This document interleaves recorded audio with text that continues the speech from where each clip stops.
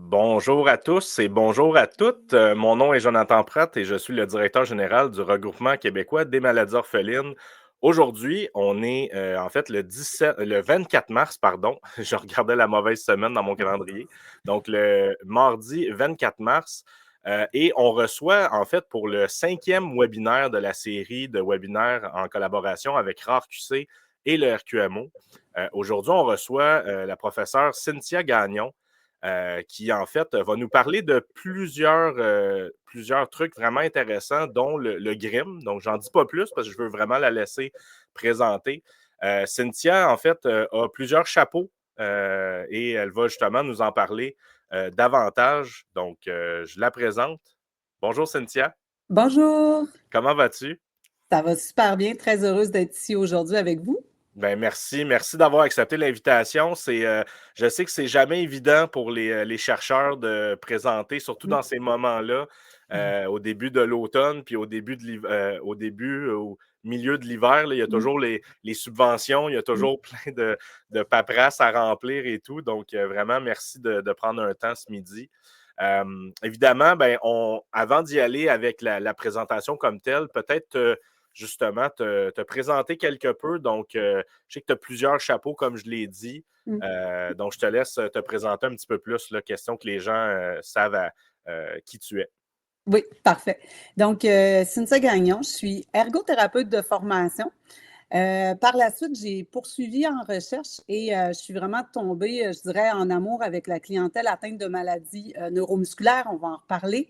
Donc, j'ai fait ma maîtrise, mon doctorat, mon post-doctorat et j'ai continué en fait comme chercheur à l'Université de Sherbrooke. Mais ce qui est particulier, c'est qu'il y a une antenne de l'Université de Sherbrooke à Saguenay parce qu'il y a un Mhm. programme de formation médicale donc pour former les nouveaux médecins.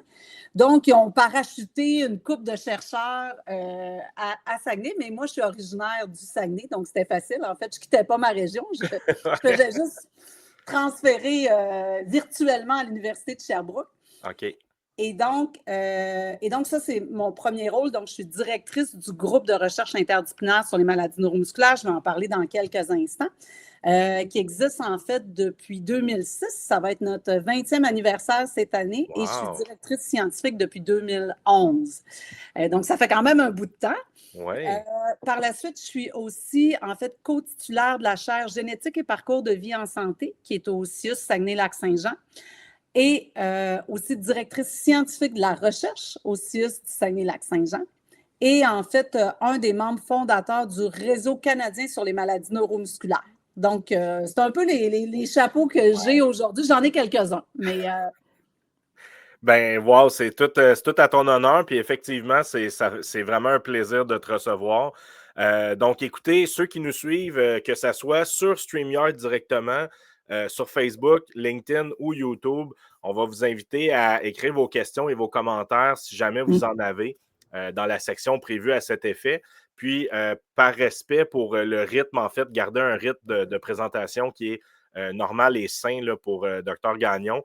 En fait, on va répondre aux questions à la fin de la ouais. présentation seulement. Donc voilà. Donc, sans plus tarder, Dr Gagnon, je vous mets votre présentation Oui, et je vous cède la parole. Donc, parfait. Merci, Jonathan. Donc aujourd'hui, en fait, on va aborder l'importance du transfert de connaissances. Puis on va prendre pour exemple, en fait, les maladies neuromusculaires parce que c'est ça à quoi je m'intéresse et dans lequel j'ai plus de connaissances. Mais en fait, c'est un peu une idée pour se dire comment on peut améliorer le transfert de connaissances en maladies rares. Parce que vous le savez sûrement mieux que moi, une fois qu'on a le diagnostic, on n'est pas à la fin, en fait, de notre odyssée parce que souvent, les professionnels de la santé, dans notre environnement de travail, à l'école, un peu partout dans la société, en fait, on va faire face à un manque de connaissances des gens face à notre maladie rare, à l'impact que ça peut avoir, puis aussi à la prise en charge de ces maladies-là, que ce soit par notre médecin de famille, que ce soit par l'ergothérapeute, que ce soit par le professeur qui enseigne à notre enfant. Donc, ce qu'on va appeler le transfert de connaissances, c'est une fois qu'on va avoir en fait reçu notre diagnostic, comment on va arrimer en fait de mieux outiller les différentes personnes qui vont graviter autour de nous et de notre famille, mais aussi comment on va mieux s'outiller comme personne atteinte ou comme proche aidant d'une personne atteinte. Donc, avant de commencer, un peu de contexte. Donc, comme je vous l'ai dit, je viens du Saguenay-Lac-Saint-Jean. Et le Saguenay-Lac-Saint-Jean est bien connu pour avoir une certaine surprévalence. Donc, il y a des maladies qui sont plus fréquentes, certaines maladies rares qui sont plus fréquentes. Par exemple, aujourd'hui, là, je vous donne l'exemple de la dystrophie myotonique de type 1, qui va être un peu notre exemple chouchou parce qu'il y a plusieurs maladies neuromusculaires.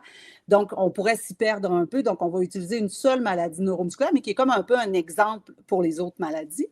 Et ce qu'on retrouve, c'est qu'au Saguenay-Lac-Saint-Jean, on a une personne sur 525 qui est atteinte de dystrophie myotonique, comparativement à une sur 8000 dans le reste du Canada. Donc, c'est sûr que comme hôpital, comme CIUS, bien, à un moment donné, on s'est rendu compte, puis dans le temps, là, c'était pas le CIUS du Saguenay-Lac-Saint-Jean, c'était l'hôpital de Chicoutimi. Alors, on se reporte il y a plusieurs années, autour des années 80. On s'est aperçu qu'on avait une plus grande prévalence de cette maladie-là et il a fallu s'organiser. Mais avant de commencer sur l'organisation, je veux juste refaire un petit peu d'éducation, je le fais toujours, parce qu'il y a encore des mythes très importants autour de la surprévalence de certaines des maladies rares, parce qu'on a ce qu'on appelle un effet fondateur. Hein? L'effet fondateur, c'est-à-dire que la majorité de la population de départ au Québec venait de France.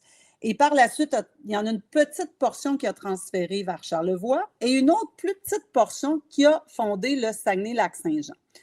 Et en fait, j'aime bien utiliser l'idée, en fait, de la boîte de crayons Crayola. Si vous avez une boîte de 24 crayons qui représente la population qu'on voit ici, bien, vous avez votre diversité génétique. OK? Puis quand on part pour, en fait, quand on partait pour le Québec, pour la Nouvelle-France à l'époque, bien, ce n'est pas des représentants de toute la France qui sont partis. C'est une petite portion, en fait, qui a décidé de traverser l'Atlantique. Et par la suite, cette population-là, donc, avait moins de diversité génétique. Ils n'étaient pas parents nécessairement, et probablement pas, mais ils étaient moins diversifiés. Par exemple, je vous donne un exemple. Il y a des maladies qu'on a qui sont moins fréquentes, comme par exemple, il y a une maladie où est-ce que quand on se coupe, on va continuer à saigner continuellement. Bien, vous pouvez imaginer que si on avait cette maladie-là, bien, on était peu probable d'aller se lancer dans une aventure en Nouvelle-France. Donc, ce qui a fait que nous, on a été pendant longtemps une population où il n'y avait pas cette maladie-là, où est-ce que quand on se coupe, on va perdre beaucoup de sang.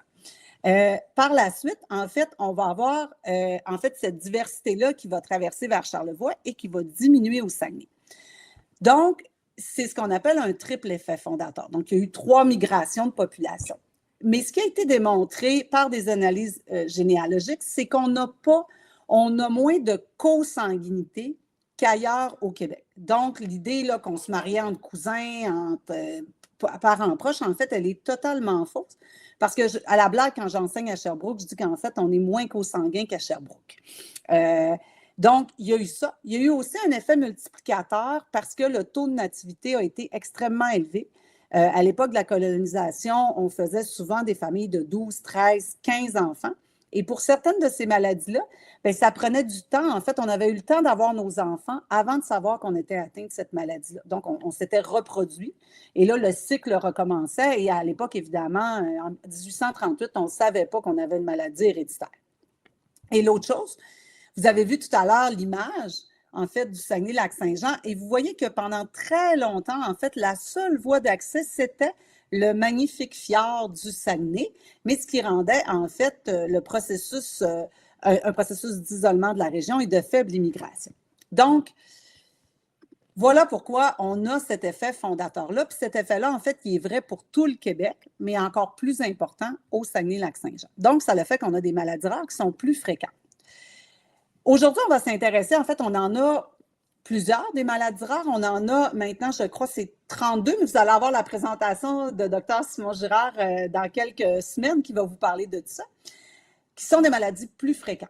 Mais moi, aujourd'hui, ce qu'on va se parler, c'est celles, en fait, pour lesquelles on a une surprévalence, mais qui sont des maladies neuromusculaires. Donc, ça veut dire qu'ils atteignent de façon préférentielle les muscles. Il y en a qui vont commencer par les muscles des mains et des pieds qui vont monter, puis il y en a qui vont commencer par les muscles des épaules et des hanches et qui vont descendre tranquillement, pas vite, avec la progression de la maladie. Donc, on va parler de la dystrophie myotonique de type 1, la dystrophie oculopharyngée, en fait, il va avoir des descentes de paupières, il va avoir de la difficulté à avaler.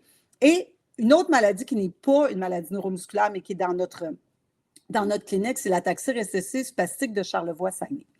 Et ce que vous voyez ici, en fait, c'est l'image, en fait, de la dystrophie myotonique de type 1 avec on va avoir des cataractes, on va avoir des problèmes cardiaques, on va avoir des problèmes digestifs, on va avoir des problèmes de reproduction, on va avoir évidemment des chutes, la difficulté à se mobiliser, on va avoir de la difficulté à prendre des objets, on peut avoir des troubles respiratoires et de la fatigue.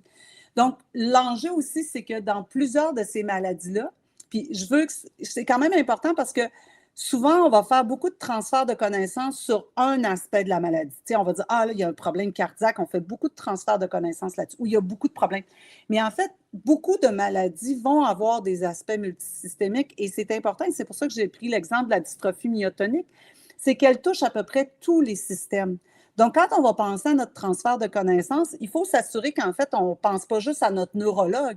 Il faut penser à notre cardiologue, à notre pneumologue. Il faut que je pense à l'ergothérapeute qui adapte le domicile parce que la personne va avoir une marchette ou un fauteuil roulant. Il faut aussi que je pense à mon optométriste, que quand tu vois quelqu'un qui a des cataractes à 45 ans, il faudrait vraiment qu'il pense que c'est peut-être de la dystrophie myotonique puis qu'il réfère le patient à son médecin traitant. Donc, c'est vraiment tout azimut le transfert de connaissances et plus la maladie va toucher des systèmes, plus ça va être important de se faire un bon plan sur, OK, c'est qui mon public? Comment je dois informer les gens à différents niveaux? Vous voyez aussi que c'est une très belle image. Et ça, en fait, c'est une collaboration avec l'organisme Coram qui fait de l'éducation à la génétique, qui a travaillé avec nous, en fait, pour faire vraiment une version vulgarisée pour les personnes en atteinte et leurs familles, pour être capable de comprendre c'est quoi les atteintes. Parce que si je parle d'arythmie cardiaque ou de gastroparésie, bien, ce n'est pas très clair pour personne. Donc, on voulait vraiment vulgariser les concepts. Maintenant, ce que ça fait une surprévalence, c'est que la clinique des maladies neuromusculaires, présentement, elle suit 500 personnes atteintes de dystrophie myotonique dans un radius à peu près de 100 km. On est une grande région, Saguenay-Lac-Saint-Jean, mais pour avoir l'équivalent de personnes atteintes qu'on voudrait rejoindre, ça prendrait en fait entre 10 et 15 centres aux États-Unis pour avoir le même nombre de personnes atteintes.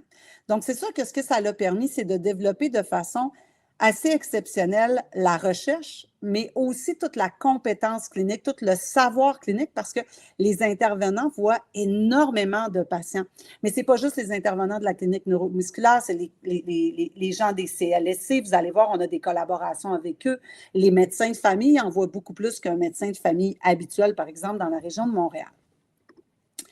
La clinique des maladies neuromusculaires, en fait, existe depuis 1980. C'est une clinique adulte et pédiatrique. C'est une clinique médicale, mais à l'intérieur d'un centre de réadaptation. Donc, on a tout le suivi interdisciplinaire de la réadaptation et qui travaille avec un modèle d'infirmière pivot. Donc, chaque personne atteinte et sa famille a une infirmière gestionnaire de cas tout au long de son suivi. Et donc, on a 3 infirmières gestionnaires de cas là, qui vont suivre les personnes atteintes. On a 1800 personnes atteintes environ, dont 450 de DM1, 260 dystrophie oculopharyngée, 160 personnes atteintes d'ataxie de Charlevoix-Saguenay. Et on vient de recevoir l'an passé la désignation de centre de référence de soins et de services en maladies rares, donc avec les 5 CHU de la province. Donc, on était très contents de cette désignation-là. Ce qui a fait qu'on était une clinique, en fait, puis c'est pour ça que je voulais d'abord présenter la clinique, c'est que la clinique, dès les années 80, a aussi poursuivi des activités de recherche et d'enseignement. Puis aujourd'hui, on va parler plus de recherche, mais on forme beaucoup aussi de résidents, de stagiaires, médicales, ergo, sciences infirmières, etc.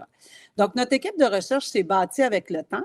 Et si vous regardez, là, puis là, j'ai rajouté des photos parce que j'ai vu qu'il me manquait des photos. Donc ici, Dr Simon Girard, que vous allez entendre parler tout à l'heure. On a des gens, en fait, en ergothérapie, en réadaptation, en nutrition, en sciences infirmières, neuropsychologie, neurologue, médecin de famille, informaticien, généticien, génétique des populations. Donc, on a vraiment une équipe variée. Puis ça, c'est une petite screenshot de notre équipe. Elle est plus grande que ça. Et on a vraiment une équipe là, de professionnels de recherche aussi. On a aussi la chance, en fait, d'avoir des patients partenaires qui nous accompagnent depuis les 10 dernières années. Donc, c'est des patients qui sont formés à la recherche, qui nous accompagnent dans, je dirais, probablement 75% des projets de recherche qui sont réalisés à notre équipe de recherche. Et un des rôles importants, en fait, de notre équipe de patients partenaires, c'est vraiment de nous outiller sur le transfert des connaissances. C'est de nous aider à définir qu'est-ce qui va être un bon message, comment on va le faire, ce message-là. Puis je vous donne un exemple déjà concret. J'ai inséré des petits exemples concrets tout au long. On a travaillé avec des patients partenaires qui ont la dystrophie oculopharyngée. Et on a fait une grande étude et puis là, on voyait que en fait, il allait perdre l'usage de la marche, il allait chuter, etc., etc. Et là, on voulait faire comme une espèce de guide d'information qu'ils pourraient retrouver, en fait, dans la salle d'attente, puis des vidéos aussi de formation. Et quand on a commencé à parler avec eux, on se dit, hey, là, il faut leur dire, tu sais, qu'il y a, 12% des gens qui vont prendre le fauteuil roulant, puis il faut leur dire aussi que, tu sais, ils vont être vraiment à risque de chute, etc. Et là, les patients partenaires nous ont dit, non, ça ne fonctionne pas. Moi, quand je suis dans la salle d'attente, je ne suis pas nécessairement préparée à avoir cette information-là. Je ne l'ai pas demandé. C'est une information quand même qui peut être confrontante. Par contre, j'aimerais beaucoup savoir que je peux chuter. Je ne veux pas le pourcentage, mais ce que je veux surtout, c'est qu'est-ce que je fais si je chute. Donc, vous allez voir tout à l'heure, on a développé un produit de transfert de connaissances sur comment gérer le risque de chute. Donc, ce n'est pas juste pour les patients atteints de dystrophie oculopharyngée, mais ce que ça interpelle, en fait, c'est de dire, OK, si je manque chuter ou je suis sur le bord de chuter, bien, c'est quoi les prochaines actions que je fais? Parce que les gens, ils ont dit, ça ne me dérange pas que je sois à 50%. Ce que j'ai besoin de savoir, c'est en fait, si ça arrive, qu'est-ce que je fais? Et on a vraiment changé toute notre stratégie de transfert de connaissances à partir de cette vision-là de ce que les gens avaient vraiment besoin de savoir, à partir de l'étude qui démontre qu'ils sont à risque de chute et qui démontre que certains vont prendre le fauteuil roulant, ce qui est important pour d'autres portions de la gestion, mais pour nos patients, en fait, c'était plus de savoir qu'est-ce que je vais faire si ça arrive. Notre programmation de recherche au GRIM, elle est très vaste, mais je vais m'intéresser à deux parties principalement aujourd'hui. Donc, on est dans les maladies neuromusculaires, on a quand même plusieurs potentiels d'essais cliniques à court terme, que ce soit en dystrophie myotonique, on a déjà des phases 1, 2 et 3. Donc, après la troisième, là, c'est là qu'on va vers l'approbation du médicament. On en a aussi dans d'autres populations. Et en fait, ce qu'on vise à notre groupe de recherche, c'est vraiment de comprendre la maladie. Et ça, c'est vraiment, en fait, c'est une image qui vient de la Food and Drug Administration, qui est l'équivalent de Santé Canada aux États-Unis, qui a dit, bien, pour être prêt pour un essai clinique, ça prend trois choses, OK, au-delà du médicament, évidemment. C'est de comprendre la maladie. En fait, c'est quoi la vitesse de progression, c'est quoi les atteintes, c'est quoi la gravité. Y a-t-il des sous-populations, des gens qui sont moins atteints, plus atteints? C'est quoi l'environnement de soins? Y a-t-il déjà des traitements qui sont connus? C'est quoi la perspective des personnes atteintes et de leurs aidants? On veut aussi conceptualiser si j'ai un traitement, par exemple, qui va augmenter la force musculaire, parce qu'évidemment, dans les maladies neuromusculaires, c'est un des aspects importants. Bien, qu'est-ce que je vais avoir besoin? Comment je vais le mesurer, ça? Est-ce que je vais mesurer la force? Mais sur quel muscle? Comment? Est-ce que je vais mesurer la vitesse à laquelle il marche? Est-ce que je vais mesurer qu'il chute moins? Toutes ces réponses et comment je vais l'évaluer. En fait, ça va être quoi la meilleure façon de l'évaluer? Quel test va me permettre d'être capable de soutenir après ça que l'agence qui reconnaît le médicament dise « OK, le médicament fonctionne vraiment » et l'agence qui repaie le médicament dit « Hey, ça vaut vraiment la peine de payer ce prix-là ». Donc, tu sais, il y a plusieurs éléments. Donc, c'est vraiment là-dessus qu'on va travailler au GRIM. On va aussi travailler, en fait, beaucoup dans la politique, en fait, du plan d'action québécois sur les maladies rares que certains d'entre vous connaissent probablement. Et on veut améliorer, en fait, la formation chez les cliniciens et les professionnels de la santé, mais aussi à l'école, aussi au travail. On veut aussi soutenir, puis vous allez voir, on le fait de plusieurs façons, des outils cliniques pour les professionnels de la santé, mais aussi, en fait, des outils d'information, de sensibilisation pour les personnes atteintes et même pour le grand public. Puis on veut vraiment faciliter l'accès à l'information. Puis, en fait, bizarrement, durant la pandémie, ça nous a permis, en fait, parce que j'avais plein de gens que j'employais comme professionnels de recherche qui devaient aller voir des patients, mais qui ne pouvaient plus aller les voir dans les projets de recherche. Et c'est là qu'on s'est dit, OK, on lance notre site web, on va vraiment développer notre transfert de connaissances et ça a vraiment été un pivot pour améliorer notre transfert de connaissances à nos participants de recherche, mais aussi à la population là, plus largement. Donc, c'est un peu ce que je viens vous présenter aujourd'hui. En fait, c'est une stratégie qu'on a toujours fait, du transfert de connaissances, mais là, on est vraiment dans une version, je dirais, beaucoup plus active de ce transfert des connaissances-là. Et donc, ce qu'on veut, évidemment, c'est oui, améliorer la qualité de vie des personnes atteintes par l'avancement des connaissances scientifiques et sa diffusion, mais aussi faire rayonner la recherche régionale parce qu'on veut s'adjoindre le plus grand nombre de chercheurs. Autour, vous allez voir, là, le GRIM, on a autour de 17 chercheurs, mais on collabore avec des gens au niveau national, international. Et en faisant rayonner par différents médias sociaux, on est capable d'aller chercher des gens qui disent « Hey, c'est cool ce que vous faites, on aimerait ça collaborer avec vous, hey, on a un projet ». Parce qu'on pense vraiment que la recherche, plus on va intéresser de gens à nos populations, qui sont les maladies neuromusculaires, mais aussi au genre de travaux qu'on fait, bien, plus cette recherche-là va être riche de sens, puis qu'on va être capable aussi de mieux la diffuser. Donc, on a d'abord le site web du GRIM. Donc, ici, vous avez le code QR que vous allez pouvoir scanner. Et vous avez en fait plusieurs sections à ce niveau-là. Et vous avez en fait différents outils. Je m'excuse, j'ai fermé ma sonnerie de téléphone que j'avais oublié de fermer. Donc, vous avez une section outils. Et dans les outils, vous allez voir que vous avez des outils pour les personnes atteintes, on va le voir tout à l'heure, et vous avez des outils pour les équipes professionnelles. Mais elles sont tous disponibles à tous. Donc, pour les personnes atteintes, ça peut être intéressant d'aller voir, oui, les produits de transfert de connaissances, mais ça peut être aussi intéressant, en fait, d'amener le produit de transfert de connaissances pour les professionnels de santé à votre physiothérapeute, à votre ergo, à votre médecin de famille pour dire, regardez, ça, c'est quelque chose qui a été produit par une équipe qui est reconnue, puis voici des éléments d'information importants, peut-être pour outiller les gens dans leur suivi.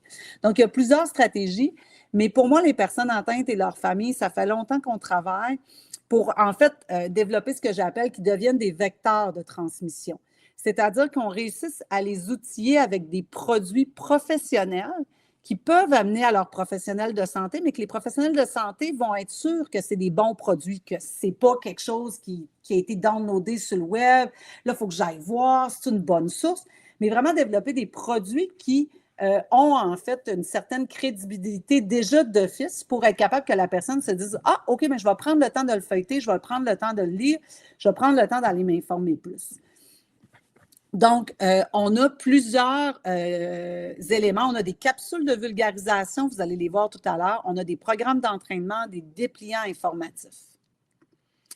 Et donc, par exemple, ici, on avait en fait, au niveau de la dystrophie myotonique, on avait souligné beaucoup la difficulté de la préparation dans les repas. Et pas nécessairement au niveau moteur. Oui, ils ont des difficultés au niveau moteur, mais ils vont avoir aussi des difficultés au niveau cognitif. Ils ont des atteintes au niveau cognitif. Donc, planifier un repas, faire les étapes. Oups, on s'est trompé. C'est quoi la solution? Oups, j'ai plus de, je ne sais pas, j'ai plus de poudre à pâte. Qu'est-ce que je peux prendre d'autre? Est-ce que je suis capable de résoudre ce type de problème-là? Donc, on a fait un dépliant dans ce sens-là, qui est vraiment pour les personnes atteintes, puis pour leur expliquer un petit peu qu'est-ce qui arrive, comment ça se fait que ça arrive, ce qu'avant, j'étais capable de faire de la cuisine, puis là, j'ai de la misère. Puis qu'est-ce que je peux faire comme stratégie? On a aussi fait des stratégies pour les personnes atteintes qui vont être, en fait, pour accompagner les personnes atteintes. Donc, moi, je suis proche aidant d'une personne atteinte et il vit certaines difficultés et moi, je ne sais pas trop comment l'aider. Donc, on a travaillé avec notre équipe de neuropsychologues, de travailleurs sociaux, avec toute l'équipe médicale pour vraiment développer ces guides-là d'information. On a aussi, je vous parlais tout à l'heure, des produits de transfert de connaissances qu'on a fait en lien avec les suggestions des patients partenaires. Donc, on a parlé, par exemple, de la fatigue. Donc, il y a beaucoup de fatigue en maladie neuromusculaire. Donc là, il y a une capsule d'information qui a été faite basée sur la littérature scientifique, mais aussi par une équipe interdisciplinaire, autant de cliniciens que de chercheurs, pour définir la fatigue, l'expliquer.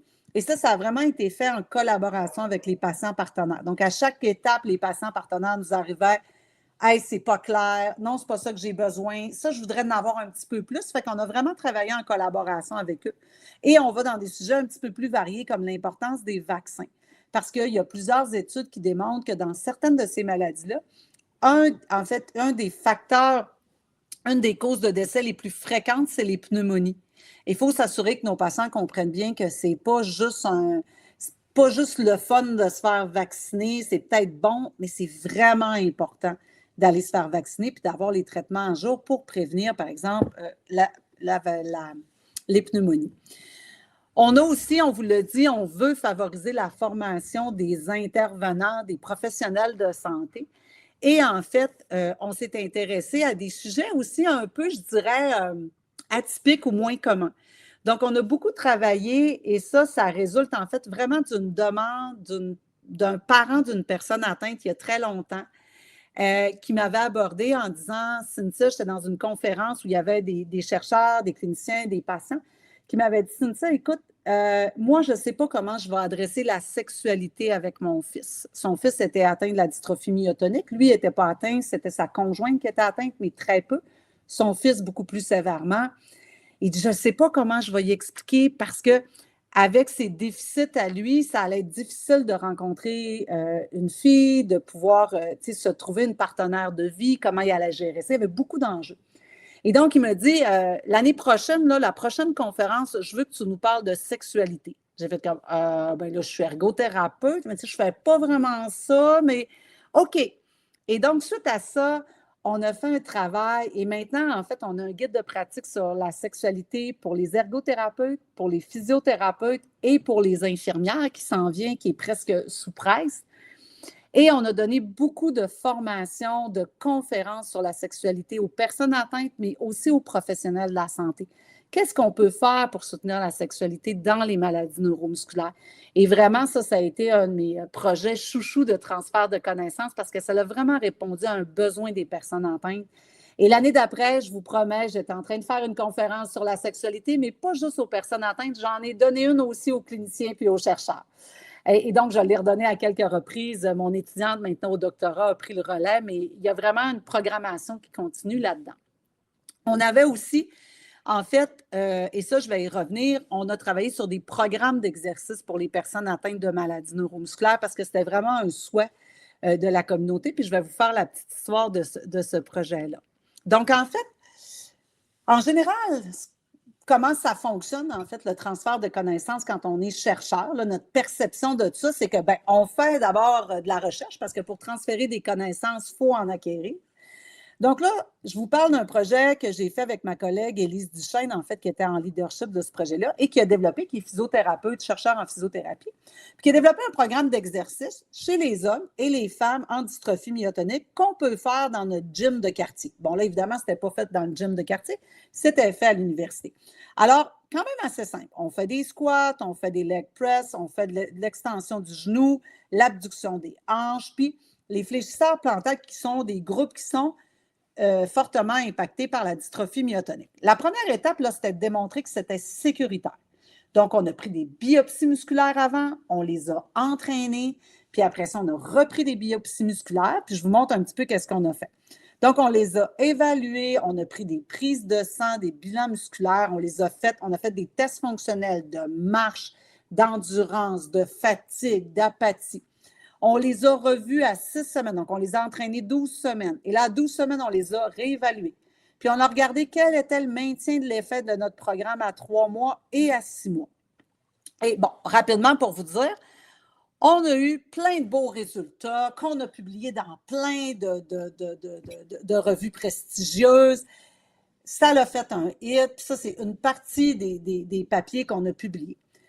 Souvent, malheureusement, comme chercheur, on va s'arrêter là.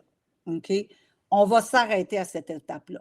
Mais cette étape-là, elle ne permet pas d'informer les participants. Qu'est-ce que ça a donné? Elle ne permet pas d'informer les cliniciens, parce que les cliniciens, en général, ne lisent pas les papiers de recherche scientifique ou vont en lire un de temps à autre, mais ils ne seront pas au courant de tout. et ne va sûrement pas favoriser l'implantation de cette pratique-là d'entraînement dans la vie de tous les jours auprès des personnes atteintes. Donc, il y a des étapes supplémentaires de transfert de connaissances qu'il faut faire.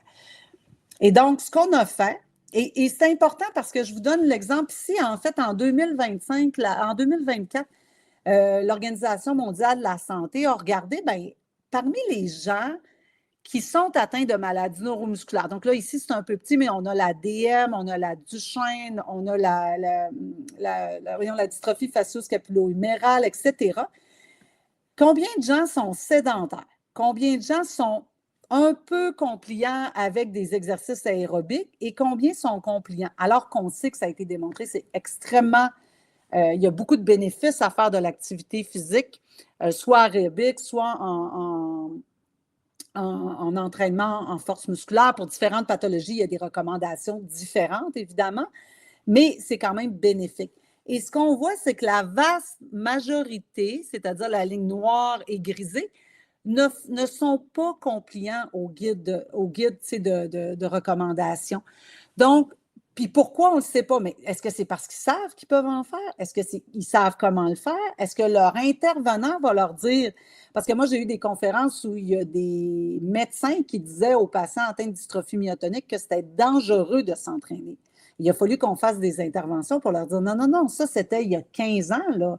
C'est plus vrai. On a démontré vraiment hors de tout doute que c'est bénéfique et qu'il faut faire de l'activité physique. Fait que, tu sais, il y a beaucoup d'embûches. Puis une fois que la personne a dit, OK, bien, je veux en faire, ouais, mais je fais ça comment? De façon sécuritaire, etc. Donc là, on a développé un programme de renforcement musculaire et on a développé une capsule de vulgarisation, puis on a développé des outils que vous allez retrouver sur notre site web pour être capable d'arriver à votre médecin et dire « Regarde, ça, c'est ce qu'il faut que tu regardes avant que je commence mon exercice physique pour me le prescrire. Puis après ça, j'ai une feuille pour mon kinésiologue dans n'importe quel gym communautaire pour dire « Regarde, c'est ça qu'il faut que je fasse, puis voici les précautions. » Et donc, il y a vraiment des étapes complémentaires pour faire du transfert de connaissances puis se rendre vraiment à, OK, est-ce que j'ai bien rejoint le public? Parce que quand même que je développerai des connaissances, si personne n'est au courant, ça ne sera pas très utile. Maintenant, depuis qu'on a lancé le site web, donc depuis 2023, qu'est-ce que ça l'a donné?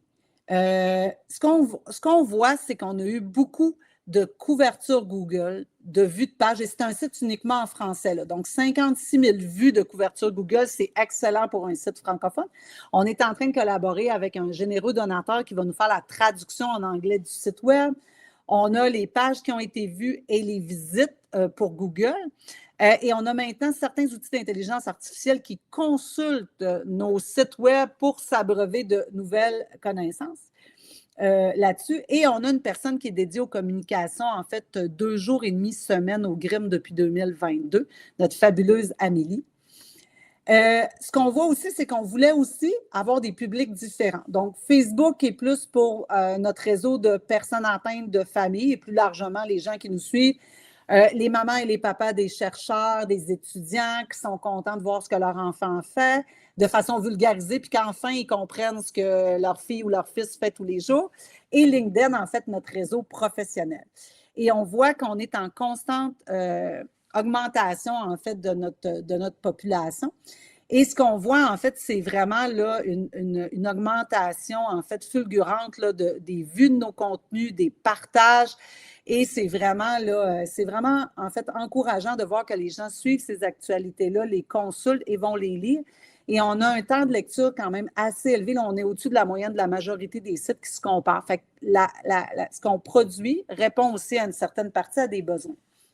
Ça, c'est ce que nos gens ont dit, nos personnes atteintes.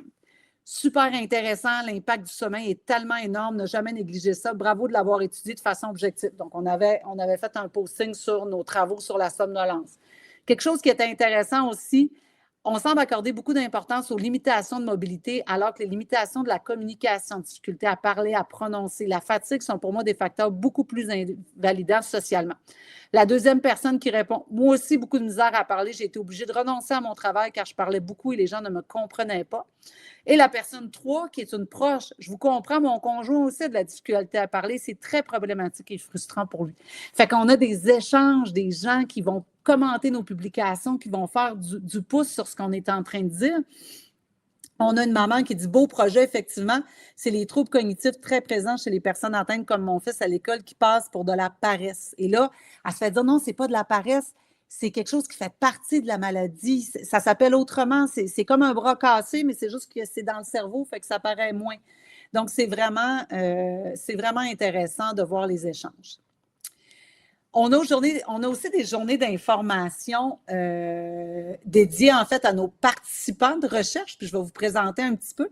Donc, on a des capsules. En fait, on présente une journée, ils viennent en présence, puis après ça, on a fait des capsules qui sont disponibles maintenant sur notre site web de tout ce qu'on a dit dans notre journée. Et donc, je vous montre un petit peu comment on le fait et on le vulgarise. Donc, par exemple, pour la clientèle à taxi, on présente 3 projets qui ont été faits durant la dernière année. Et là, ici, voyez-vous, on avait les besoins décisionnels des personnes atteintes d'ARSAC au regard d'une aide à la mobilité. Donc, comment les gens font le choix de passer d'une canne à une marchette, à un fauteuil roulant? Pourquoi ils refusent de prendre le fauteuil roulant? Puis, qu'est-ce qui pourrait les aider à prendre une décision plus éclairée? Et là, ce qu'on fait, on fait beaucoup appel au graphisme, à peu de mots, ou en tout cas, on essaie d'avoir le moins de mots possible. On identifie le chercheur avec lequel ils ont collaboré dans ce contexte-là. On avait la dystrophie oculopharyngée.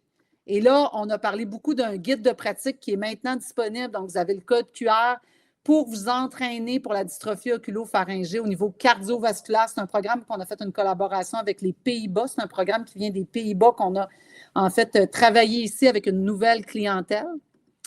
Puis, en dystrophie myotonique, on en a beaucoup parlé, mais on est allé là travailler sur un projet d'une étudiante qui n'est pas encore complètement terminé, mais dont on a fait en fait déjà un travail avec des étudiantes d'été pour mieux vulgariser l'impact des atteintes cognitives sur la vie quotidienne. Qu'est-ce que ça fait quand on dit qu'on a un problème au niveau des fonctions exécutives, de la mémoire, du visuo-spatial, etc. Et donc, au niveau des M&M, on a aussi en fait des vidéos d'information pour les registres cliniques. Comprendre qu'est-ce que c'est un registre quand on parle de faire partie d'un registre, qu'est-ce que ça veut dire au niveau recherche, au niveau clinique, et les biobanques. On prend beaucoup d'échantillons de nos participants, on prend de la salive, du muscle, du sang, des cellules épithéliales, et on voulait vraiment leur expliquer à quoi ça, évidemment avec leur consentement, mais on voulait leur expliquer vraiment de façon plus claire à quoi ça sert. Donc, on a fait vraiment des beaux vidéos là, pour mieux expliquer ça. On fait partie aussi de communautés plus larges comme la communauté de pratique de Dystrophie musculaire Canada et du Réseau canadien sur les maladies neuromusculaires, où est-ce que là, on va travailler avec les physios, les ergos, les physiatres, les essais cliniques pour différentes facettes de la formation continue. Et il y a même une académie, en fait, d'information pour les professionnels de la santé. Et on collabore beaucoup. Alors ça, c'est un de nos collègues, Benjamin Gallet, qui est venu parler des troubles cognitifs et neurobehavioraux. Donc, c'est vraiment important cet aspect-là. Là, je vais juste finir ici.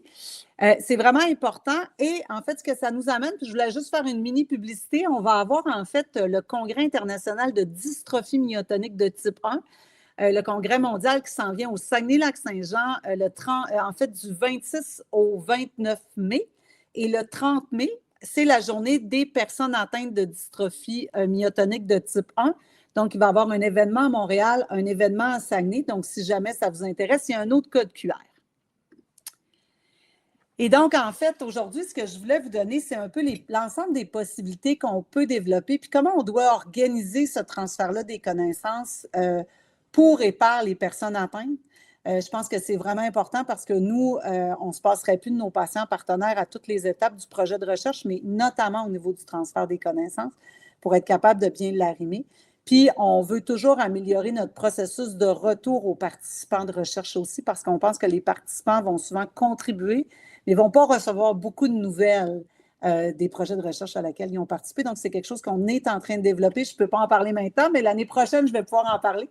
On va avoir une nouvelle plateforme dédiée au transfert de connaissances pour les participants de recherche. Donc, je vous remercie beaucoup.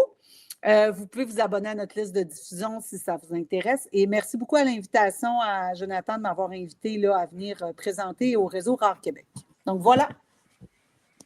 Ben, merci beaucoup, Cynthia. Mon Dieu, il y a eu beaucoup de gens, en fait, qui ont commencé la présentation, qui sont partis, qui sont revenus. Mm. On a eu beaucoup d'achalandage là, pendant la présentation. Euh, Honnêtement, c'était vraiment intéressant. Puis je pense que ça indique vraiment, tu sais, on se demande des fois, comme patient ou comme famille, euh, qui a un enfant atteint d'une maladie rare, tu sais, les chercheurs, qu'est-ce qu'ils font, qu'est-ce qu'ils recherchent, Puis souvent, ce qu'on voit comme type de recherche, c'est vraiment de la recherche axée sur le côté biomédical. Oui.